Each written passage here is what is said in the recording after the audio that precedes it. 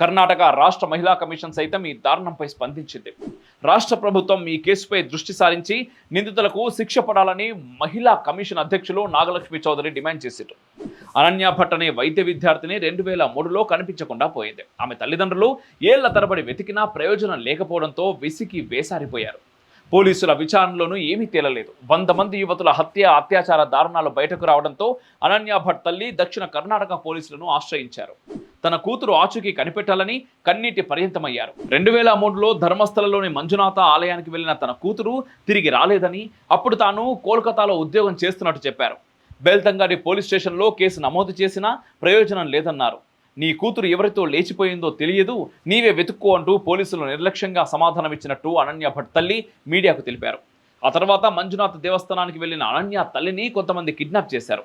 మీ కూతురును చూపిస్తామని చెప్పి తీసుకెళ్లి సుమారు 24 గంటల పాటు బంధించి తర్వాత వదిలిపెట్టారని ఆమె మీడియాకు తెలిపారు.